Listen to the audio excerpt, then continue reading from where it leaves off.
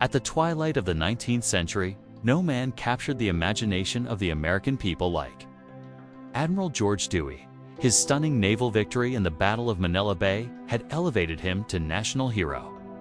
And in the waning days of September 1899, the people of New York prepared a celebration unlike any in the city's storied history. For unforgettable days from September 27th to September 30th, the Empire City honored its returning champion with pageantry, parades, and public adoration. From land to sea, the festivities stretched from Battery Park to Riverside Drive, culminating in one of the grandest spectacles ever staged in the United States. It began on Wednesday, September 27th. At first light, all eyes turned toward the harbor.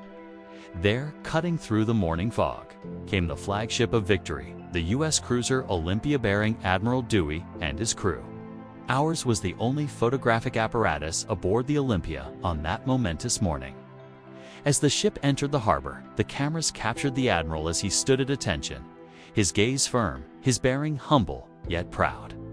Before the formal events had even begun, the people threw their own celebration, a spontaneous waterborne jubilee. From tugboats to private yachts, the harbor was filled with every kind of vessel, all paying homage to the man of the hour. That evening, the city hosted not one, but 8 grand receptions in honor of the Admiral. Each one a tribute from a different segment of American society's civic groups, veterans, foreign diplomats, and the press. At the Waldorf, the Naval Order of the United States held an exquisite banquet. Speeches echoed through the chamber. Toasts were made in Dewey's honor, not merely for his military brilliance, but for his embodiment of discipline, loyalty, and courage. Elsewhere, at the Metropolitan Opera House, music soared into the New York night.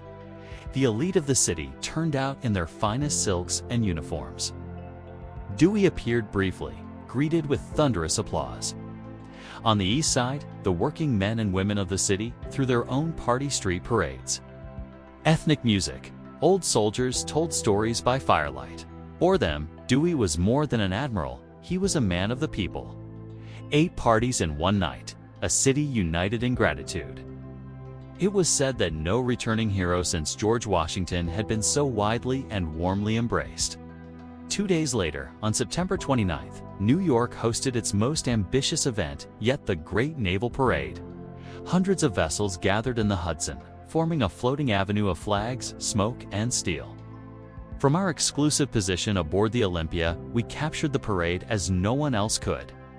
From her decks, Admiral Dewey reviewed the might of a modern Navy. American, British, German, and even Japanese warships sailed in solidarity, honoring not only the Admiral, but the principle of peace through strength.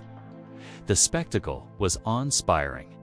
Naval guns roared in salute. Fireboats danced across the waves, their water cannons painting the sky. The Olympia, resplendent in bunting, led the armada like a queen in a royal procession. I have never seen such a spectacle. It was as if Neptune himself had gathered the fleets in tribute. An estimated 2 million spectators lined the Hudson and East Rivers. Ferries overflowed. Piers strained under the weight of cheering crowds. For many, it was the first time they'd seen a warship. For all, it was a day to remember. The next day, the celebrations moved from sea to shore. September 30th would become known as the Land Parade, one of the largest and most colorful processions the city had ever staged. Beginning at Madison Square and stretching for miles uptown, Fifth Avenue became a corridor of history. Every borough, every trade, every military division was represented. Thousands marched, drums thundered, flags rippled. Admiral Dewey rode at the head of the parade, seated in an open carriage, doffing his hat to the crowd with each block. Behind him came generals, sailors, veterans of the Civil War, and heroes of the recent conflict. As the parade moved through the city, public halls and theaters projected our motion picture footage from the Olympia allowing even those far from the harbor to witness the Admiral's return at sea.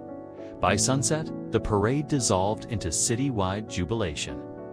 From Battery Park to Harlem, Every neighborhood celebrated Dewey Day in its own way: concerts, speeches, and a grand fireworks display that lit the skies over the harbor once more. The celebrations of September 1899 marked the high point of Admiral Dewey's public acclaim. Though he would later decline a run for the presidency, he remained a national figure of honor and respect until his death in 1917. His image would be cast in bronze, etched in textbooks, remembered in the names of towns and schools.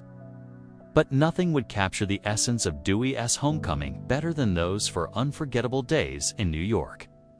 We were honored to hold the only photographic equipment aboard the Olympia on that historic journey. Through our lens, we preserved not just moving pictures, but a moving moment in time.